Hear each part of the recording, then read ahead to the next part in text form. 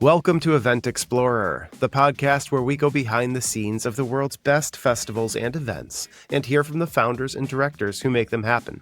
I'm your host, Daniel Roth. I'm a festival fan, event aficionado, and a lover of public displays of culture of any kind. Now, every May, Memphis, Tennessee becomes a global gathering place, a month of music, barbecue, culture, and celebration known as Memphis in May. It's one of the most influential civic festivals in the country, bringing hundreds of thousands of people to the riverfront and spotlighting the soul of this great city. In this episode, I sit down with Kevin Grothe, Executive Vice President of Memphis in May, who's been shaping the festival for more than 20 years. We talk about how the event began as a way to unite the city and how it's grown into a cultural and economic powerhouse, and then what's ahead as Memphis in May approaches its 50th anniversary. From pitmaster showdowns and international partnerships to student exchanges and citywide pride, Kevin gives us a look at how a single organization brings Memphis to the world and the world to Memphis. Now, if you're enjoying Event Explorer, please subscribe, leave a review, and send me a note, daniel@eventexp.org. I'd love to hear which festivals you want to hear about next. All right, let's get into it and talk to Kevin as we visit Memphis in May. Welcome back. Kevin Grothe is the Executive Vice President of Memphis in May International Festival, and for nearly 2 decades, he's helped steer this iconic series of events into one of the most ambitious and impactful civic celebrations in the U.S.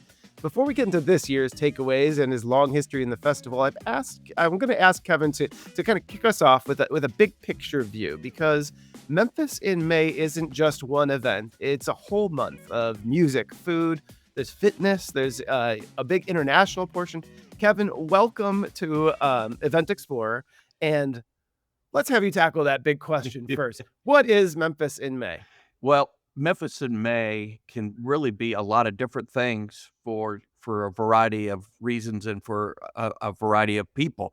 To some, it is all about the music, which is very important to the culture and history of Memphis, the city itself. To some, it's all about the barbecue. We like to claim that we're the barbecue capital of the world, and our festival helps stamp that to be very true here in Memphis. For others, it's enjoying the riverfront, and so we have a running race that takes in some of the most beautiful views of the mighty Mississippi River. And one of the main missions of Memphis in May is to promote international awareness. So we, along with our partners with the Chamber of Commerce, select a honored country that we salute each year. So I'm not saying that we're the smartest event producers, because what we decided to do was to put all these major activities within a 4-week window, where most people would try to spread that out over a 52-week window. We cram and go from one event to the next, which makes for a wonderful month for the visitors and for civic pride. It's just a very taxing and stressful time on the event production side of it. Were these events that your organization built from scratch, or were they already kind of happening and you brought them together? No, we were founded in 1977, and in the first year, the Beale Street Music Festival was established. Year 2, we established the World Championship Barbecue Cooking Contest. And then around 10 years ago, we retired one event. You know, you always have to keep evolving. We retired the Sunset Symphony, and we created the Great American River Run. We just saw that fitness activities were really growing in popularity, so we wanted to include one in our array of events. And there's no better group of hungry people than those who've just finished a marathon, I'm guessing. Tell me about this year. Let's kind of go through each of those, and let's talk about the planning. I mean, I imagine you guys have kind of a executive oversight, and then you have teams. How does that structure work, and who are the people kind of in charge of each of those pieces? Sure. We have around 5 to 6 full-time staff members that work 12 months, and then we will hire seasonal staff as we get closer, whether it's for a 2 to 3 month period or even for just the month of May. And then we rely heavily on hundreds of volunteers. We probably had close to 400 volunteers be a part of the festival this season. So collectively, we work together to attract um, tens of hundreds of thousands of people each year. And it's been a structure that has worked well for the festival for nearly 50 years. Incredible. So let's look at the barbecue championship. Let's start off Yes. with that. I know, yeah, we've heard Memphis is the heart of that. Kind of how does that drawn out of the culture of Memphis, and how does the city come and become a part of it? How does Memphis express itself really through this culinary festival, right? Yeah, barbecue has grown in popularity and more than just eating it at a restaurant. Like, there are so many people now who want to learn the craft of barbecue. And while they may not want to compete at the level of a Memphis in May, they will want to strive to have the best barbecue in their neighborhood, right? Amongst their friends. So with that has really opened up the door to our event evolving over the 47 years that it's been in existence, from being just a pure contest to a pure barbecue experience. Yes, the competition is fierce. There's a lot of money on the line. There's $190,000 in prize money, probably the largest trophy that you will ever see, and bragging rights galore. A lot of careers have been launched due to the fact that they won at Memphis in May. So you will see lots of pitmasters who have won and have competed, have been able to take this opportunity and make it a business, whether they're created their own rubs or sauces, maybe their restaurants, maybe endorsement deals. There's been a lot of money generated by competing and winning at Memphis in May. But now we have the opportunity to take it to the next level, and that is the consumer experience, which is what we've worked on very hard over the last few years.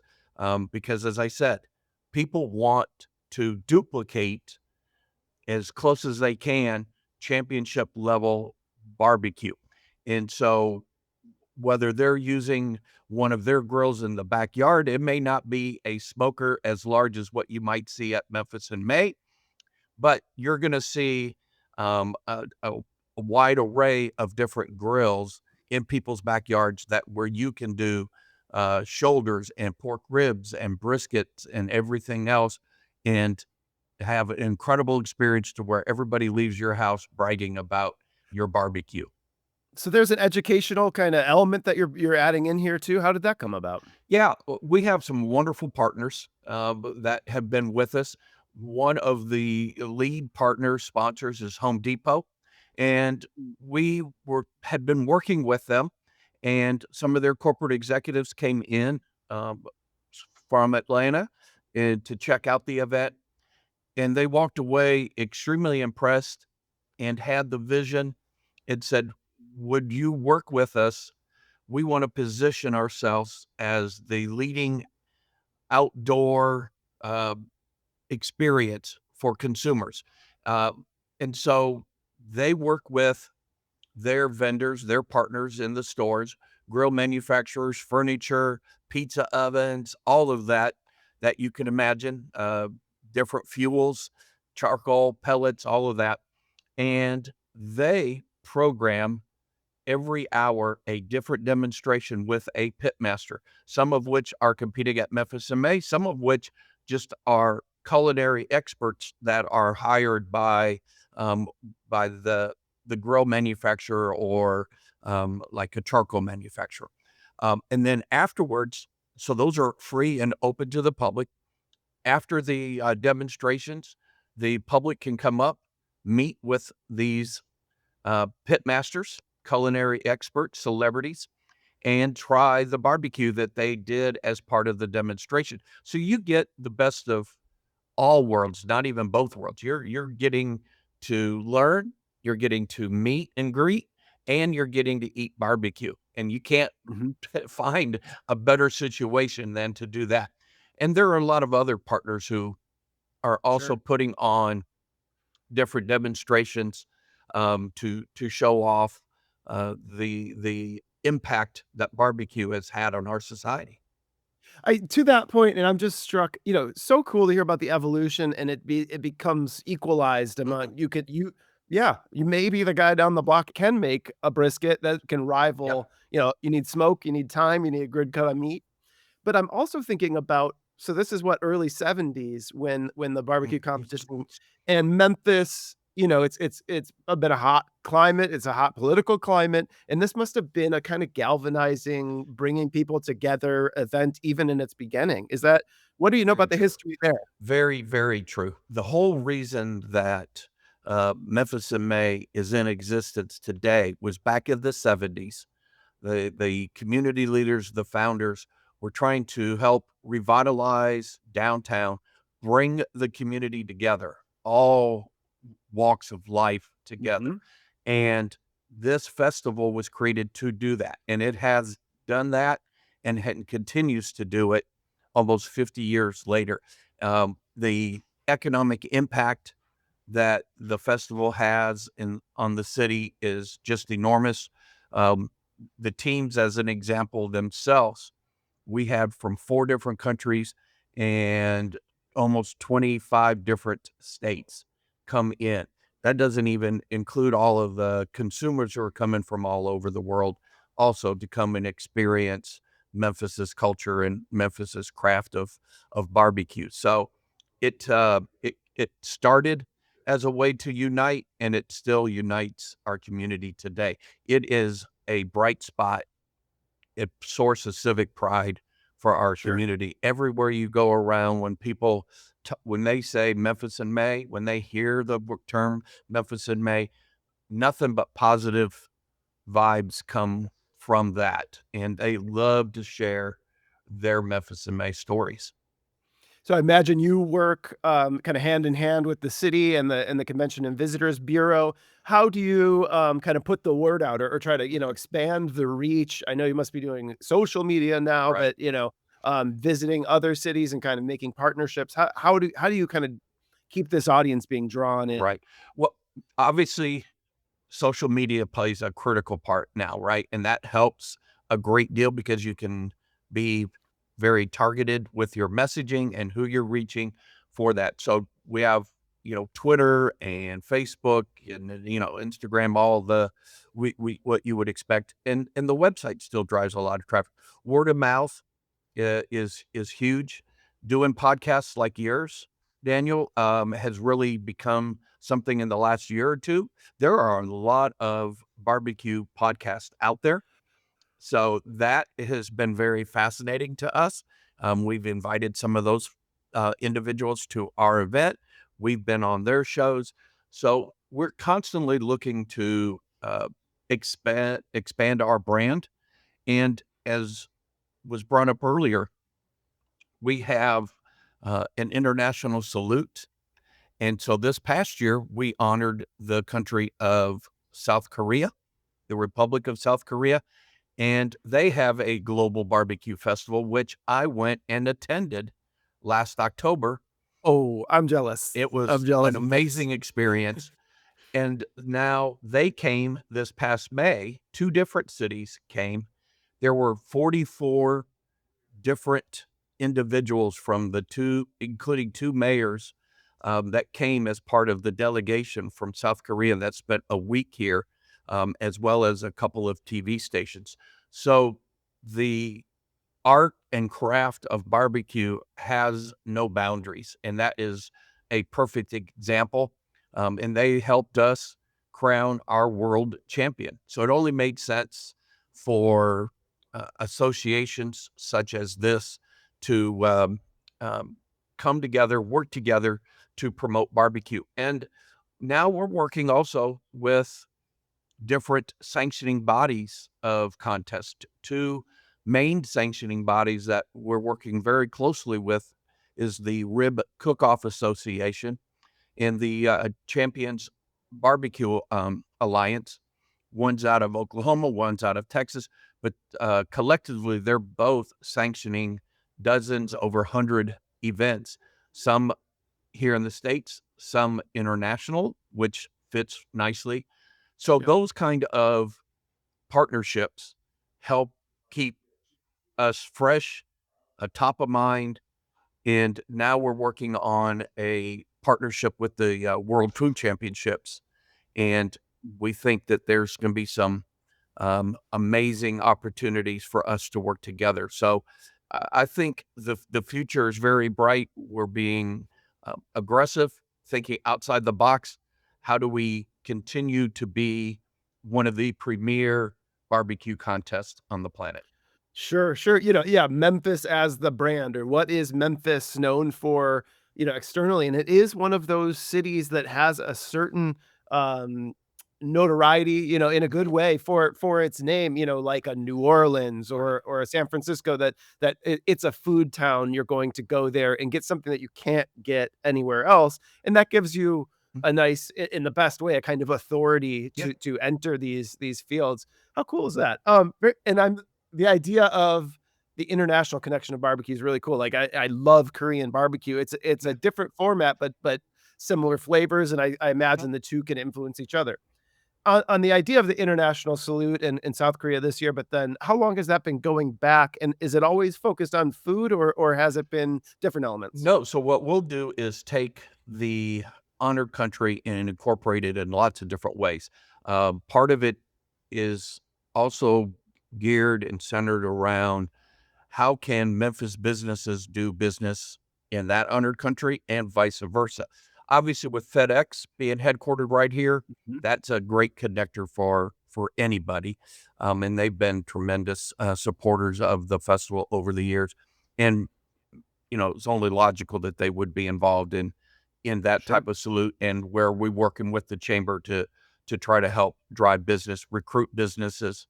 Matter of fact, when uh, the very first country that we saluted nearly 50 years ago was Japan, and shortly thereafter, Sharp Manufacturing came to Memphis.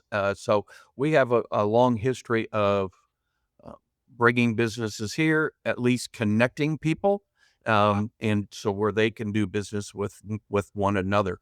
So in addition, there's been an education component of the international salute, as well as cultural awareness, whether it be through exhibits, curriculum with city schools, all of that, creating artwork for posters, music, bringing that in, doing shows. So we've tried to take the salute and make it really encompassing for our community. We like to use the phrase, we're bringing the world to Memphis and Memphis to the world.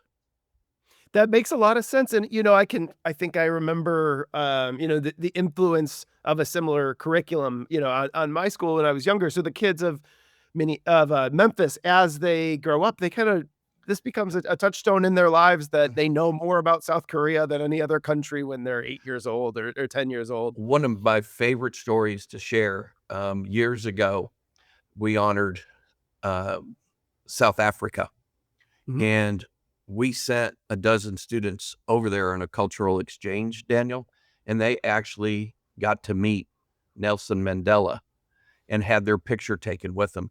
And we have that picture in our office. And I look at that every so often and just think, wow, what an opportunity for a 16, 17-year-old to have, to meet somebody as impactful as Yes. Mr. Mandela was in the world.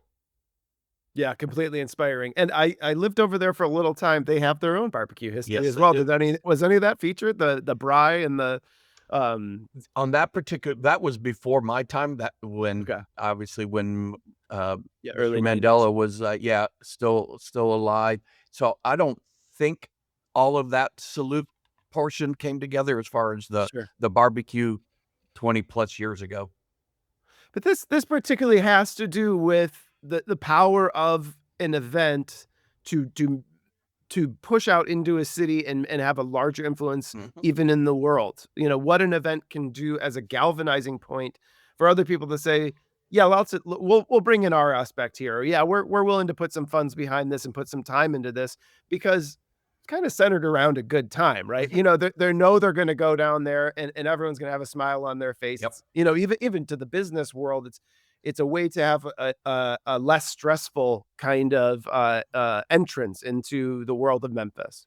Yeah, and that's one of the things that we take a lot of pride in is, uh, we get to show off our city gets to show off to the world, and that is, at the end of the day, the most pleasing. We put our worries behind us for a few hours, for a few days, a few weeks, and during the month, and let's highlight all the good that is happening, not only just here in Memphis, but across the world, and that's what has made, our international festival, so popular. Very cool. Take me through. So this month is a bit hectic. You're on the other side of it now. Looks Yes. like you've got a little bit of rest. You're looking good. What is kind of leading up to it and the month? What's the schedule look like for you and your team, and then for attendees over the weeks? Like, kind of how are things scheduled out? So as people look towards 2026, they can kind of plan their visit. So it's kind of like a roller coaster, right? Okay. So, if you're to look at a 12-month cycle, the summer, you got the slow incline and it's going up and up and up. And then you get to about the first of the year, you're at the peak of it. And then it's like, whew, and you're rushed down at an unbelievable amount of speed and you blink and it's over, right? Yeah. Like you plan and put so much time and energy and yet it still goes so fast. Uh, we live fairly normal lives for 6 months, and then the other 6 months, it is a slow ramp up to where then you end up working, the crazy 16-20 hour days, which is pretty common in the, event world, right? But you do it because you love it. We you often use the phrase, Daniel, "If you wanna enjoy the event, buy a ticket." Because our job is for others to enjoy it. I mean, and we don't mean that disrespectful, but we use it as a reminder that we're not putting this on for us to enjoy all the great barbecue or to listen to a Cardi B or to visit with the delegation of South Africa or South Korea, as the case was this past year. Our job is to make sure Memphis shines and that everyone who comes through the gates, however we're touching them, that they have an enjoyable experience and they walk away saying, "I want to come back." And that's what we work towards, uh, collectively as a group. And here just recently, while it was fresh in our minds, we do something every year. We call it a 10-10 list, Daniel. And what it is what are 10 things that went well and what are 10 things that we could do that we could improve upon? Doesn't mean that they weren't successful. Sure. Now, on my list, I had some things that I thought worked well, but then I also saw some things where we could have improved on. Maybe it was something new that we incorporated, and I thought it was extremely popular, but I also see where we could make it even better. It might be small little tweaks. It might be something a little more major that we noticed in hindsight. That Monday morning quarterbacking is always very easy to do. We do the same thing here, but we put that list together so that it gives us a roadmap to start because there's another event saying, I love to throw these out there, so I hope I don't bore you with these, but there's another event saying that goes something like this. There's nothing that can't be fixed with either money or time.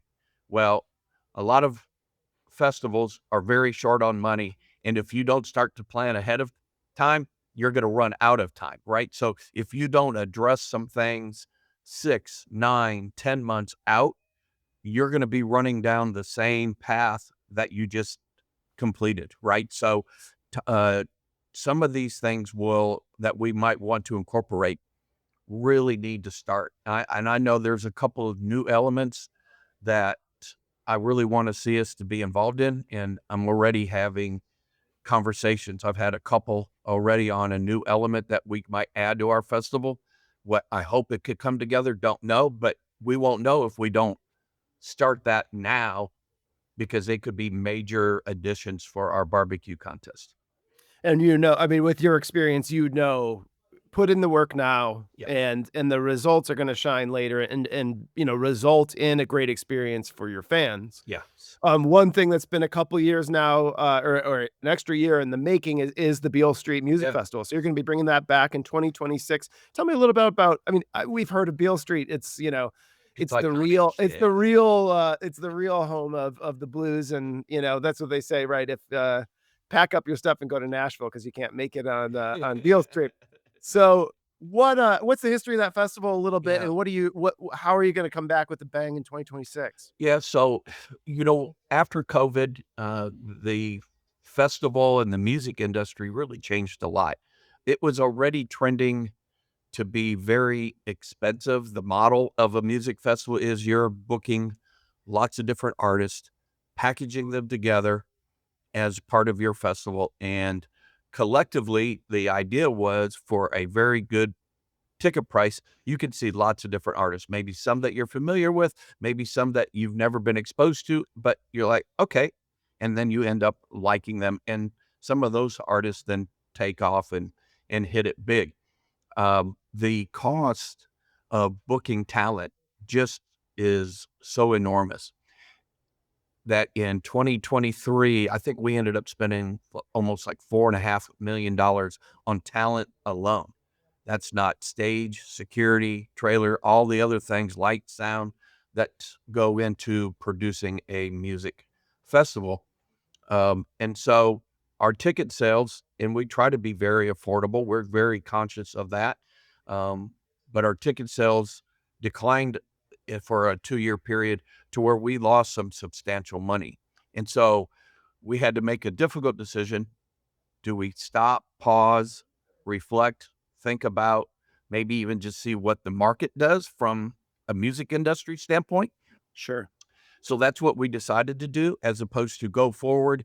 And if we miss the mark, Memphis and May then maybe goes away. And there are a lot of them that have gone away here in the last few years. And so we did not want that to be the case. We wanted the festival as a whole to remain. So we put a pause on it for a year or two. The point of that you're making is, and it is that planning, that money and time aspect is Yep. you have to make that investment basically now. Yes. You have to plan that It's all front calendar. loaded. It's Yeah. all front loaded, Yeah. right? So you've made the investment before you might do an early bird ticket sale type of situation where people Sure. don't know the lineup, but that's very limited in reach. Um, so you're really front loading your expenses, Yep. and you're hoping you get it back on the back end. It's not unlike the Great American River Run, where we can grow it. So the more runners we have, we know that we have to order more t-shirts. Sure. It's on the back end that we're spending the money. It pays for itself. It's no different. I deal every day with sponsors. I might have a budget for fulfillment. It's going to vary, though. If all of a sudden I'm a couple $100,000 over budget, it probably means I'm going to be over budget on some expenses too, because we were successful with it. All Sure. backloaded. I'm not front loaded on the expense side of it. So that's where that model made it really difficult. And there were just also a lot of music festivals, and a lot of them, even those that have been around a long time, like we were, some others have struggled, or maybe not quite where they were a few years ago. Yeah. So we weren't alone. It wasn't just a Memphis thing at Sure. all. So Sure. now we're trying to decide, what does it look like? We were bringing in Post Malone and Cardi B and Megan Thee Stallion and the Foo Fighters and, acts of that nature. Um, do we still do that? Do we look at number of stages? Do we go back more to our roots, which was clubs on Beale Street and then some outside venues? All of those types of situations are really what the conversations are about now to try to determine what we do in 2026. And the purpose of that is longevity. Is Mhm. to stay going and stay relevant. I mean, I imagine some of that conversation maybe looking back towards Memphis itself and saying, how do we show off our talent, Yep, against absolutely. trying to compete with another city with the same act, right? Mhm. So there is part of that, and so Memphis still has a strong history of producing artists, and so we want to showcase that. But in today's environment, you can't do that solely because they're looking for, the next best Yeah. artist out there, and you get into that kind of competition for those individuals. So it's a complex Yeah. scenario. Doing a music festival is no easy feat. Many people have tried, and the list of those that are really making large profitable margins off of it are very far and few. It used to be fairly easy to do that, but now it's a lot more challenging. And as post COVID, labor costs and all the things that it takes to produce, all of those have gone up as well. So Mhm. that impacts everyone. And so now the end user, the consumers of buying the tickets, really it's not as affordable as it used to be to go to a music festival. Oh, yeah, no, I mean, and that's and I'm from Detroit. I cut my teeth on, and I still take pride in a lot of those events used to be free, and Yeah. now, I mean, even just to create a gate, that's $10 or something, it does become a hurdle, and now we have some that are $200-300 a day to attend, and you either plan your summer around a couple of big events, or you look Yeah. for smaller ones, or things that Yep. are more accessible. Um, so looking towards 2026, if we're a fan of Memphis in May, we haven't been, how do you what do you recommend, for someone who's gonna visit for the first time? Yeah, so there's a lot to do in our city. That's the great part, right? So besides coming to the festival events, and I would highly encourage to come to the World Championship Barbecue Cooking Contest. Plan on coming. It's always the weekend after Mother's Day, so around May 13th through the 16th of 2026. And the reason I say to plan to attend that event, it is unique. Like our music festival, as successful as it had been, when people asked me 20 years ago, which is your favorite event? I always pointed towards the barbecue because it was just different than what any other event is. The teams build these elaborate displays. I mean, it is just a spectacle, right? So it's like nothing else that you would see where you go to a music event. Yes, there can be differences, but you're going for just the music. But while you're here in town, you can get your uh, feel of music by visiting Beale Street. We have some great museums. The Stacks Museum is wonderful and portrays about how Stax Records and its start. Same with Sun Studios, where Elvis Presley recorded. You got Graceland, where he grew up, or where he lived while he was in Memphis. So there's a lot of great music history. In addition to that, we have a wonderful zoo. We have a beautiful children's museum. So there's something to do for everyone. And while we may have like 200 barbecue restaurants, we have some other restaurants that are just mouth-watering, will leave you wanting more. So I think Memphis has a great vibe about it. And I Yeah. think that's why our tourism keeps increasing year after year, Daniel. Well, I think it might be in part to ambassadors like yourself, Kevin, who, as I ask you, sell your festival, you're selling the entire city Yeah. and pushing people, which is, I mean, I think that's fantastic. That's the purpose of your festival is to be the entry point to Memphis for the world. So learning about, your these kind of highlight events of the River Run Mm. and the barbecue festival, to Beale Street Music Festival coming back, to basically how you are not just, it's not just within the gates of your festival, but you are bringing, students in, you're making business connections with the rest of the world. I think it's a wonderful model that as cities are looking, how do we make a bigger impact in the world? They can look at Memphis in May and say, we can do this while having a good time. Yes. This isn't just spending dollars that may or may not work. We can entertain our people, and by showing off our local community and culture, we're going to be a magnet to the rest of the world, including across oceans. So very true. Incredible. Well, I want to thank you, and I'd like to thank Kat Bay, who connected us from the National Cherry Festival. I know you guys have a strong network, so I look forward to watching the progress and visiting you, hopefully in person soon. We would love for you to come be a part of our event. That'd be wonderful. Well, very good. I think, people check out Memphis in May. I'll put the social links and everything so people can pencil in on their calendar. We're looking towards the middle of May, the weekend after Mother's Day, so we can go with an empty stomach and ready to get our stomachs and hearts filled up with the spirit of Memphis. So, all right. Thank you so much for joining today. I really appreciate it. My pleasure.